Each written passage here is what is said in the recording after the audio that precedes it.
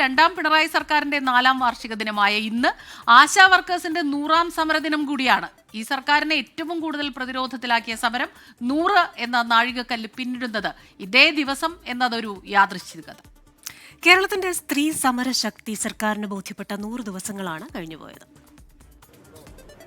ആവശ്യങ്ങളൊന്നും അംഗീകരിക്കാൻ പോകുന്നില്ല. ഏറിയാൽ ഈ പെണ്ണുങ്ങൾ എത്ര ദിവസം സമരമിരിക്കും? സമരം തുടങ്ങിയപ്പോൾ നേരിട്ട പരിഹാസങ്ങളാണ് ഇത് രണ്ടും. ആവശ്യങ്ങളിൽ പലതും ഒടുവിൽ അംഗീകരിക്കേണ്ടി വന്നു.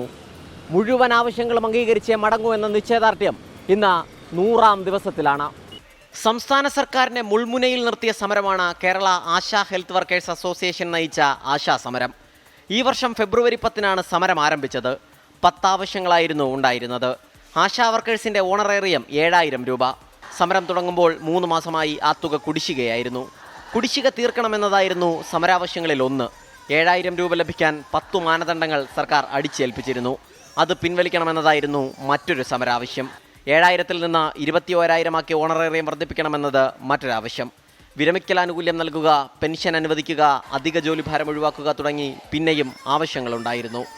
സമരം തുടങ്ങി 5ാം നാൾ നാഷണൽ ഹെൽത്ത് മിഷൻ ഡയറക്ടറേറ്റിൽ നിന്നും സമരക്കാരെ ചർച്ചയ്ക്ക് വിളിപ്പിച്ചു. ആവശ്യങ്ങൾ ചോദിച്ചറിഞ്ഞു. ഫെബ്രുവരി 15-ന് സമരത്തിൻ്റെ 6ാം ദിവസം ആശാ വർക്കേഴ്സ് കുടുംബസംഘം നടത്താനായിരുന്നു തീരുമാനം. അന്ന് രാവിലെ ആരോഗ്യമന്ത്രി വീണ ജോർജ് സമര നേതാക്കളെ ചർച്ചയ്ക്ക് വിളിച്ചു. പ്രതീക്ഷയോടെ ചർച്ചയ്ക്ക് പോയവർക്ക് നിരാശയായിരുന്നു ഫലം. സമരക്കാരുടെ ആവശ്യങ്ങൾ പോലും മനസ്സിലാക്കാതെ വിളിച്ച പ്രഹസന ചർച്ച. സർക്കാരിൻ്റെ സാമ്പത്തിക പ്രതിസന്ധി മൂലം കുടിശ്ശിക പോലും ഉടൻ ലഭിക്കില്ലെന്നായിരുന്നു മന്ത്രിയുടെ വിശദീകരണം. ചർച്ചയ്ക്ക് പിന്നാലെ സമരം കടുപ്പിച്ചു. സമരത്തിന് ശ്രദ്ധ കിട്ടി. ആദ്യം മുഖം തിരിച്ച പ്രതിപക്ഷ നേതാക്കൾ സമരപ്പന്തലിലേക്ക് എത്താൻ മത്സരിച്ചു. ഫെബ്രുവരി 20-ന് നടന്ന മഹാസംഗമത്തിലെ ആൾക്കൂട്ടം സർക്കാരിനെയും വിറപ്പിച്ചു. ഒരു കടലാസ സംഘടനയ്ക്ക് തലസ്ഥാന നഗരിയെ നിശ്ചലമാക്കും വിധം ആളെത്തിക്കാൻ കഴിഞ്ഞു.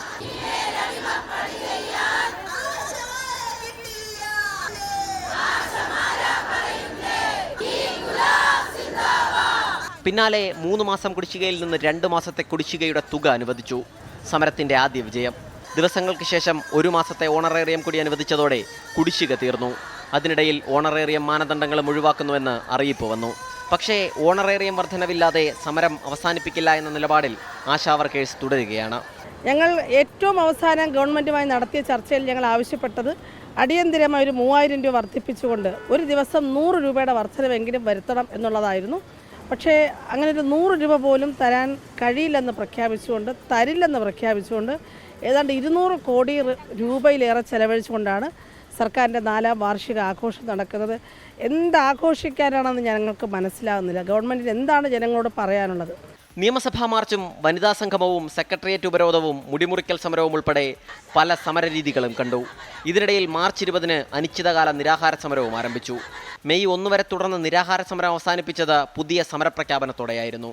എല്ലാ ജില്ലകളും കടന്നുപോകുന്ന രാപ്പകൽ സമരയാത്ര പ്രഖ്യാപിച്ചു. സമരയാത്ര വടക്കൻ ജില്ലകളിൽ പര്യടനം തുടരുകയാണ്. 100ാം ദിവസമായ ഇന്ന് 100 സമരപന്തങ്ങൾ സെക്രട്ടേറിയറ്റ് നടയിൽ ഉയർത്താനാണ് തീരുമാനം. പലകുറി സർക്കാർ സമരക്കാരെ ചർച്ചയ്ക്ക് വിളിച്ചു. ആവശ്യങ്ങൾ അംഗീകരിക്കാതെ തന്നെ സമരം അവസാനിപ്പിക്കാൻ സമ്മർദ്ദപ്പെടുത്തി. ഒന്നിനും വഴങ്ങാതെ ഈ സ്ത്രീകൾ സമരം തുടരുകയാണ്. സലിം മാലിക്, 24, തിരുവനന്തപുരം.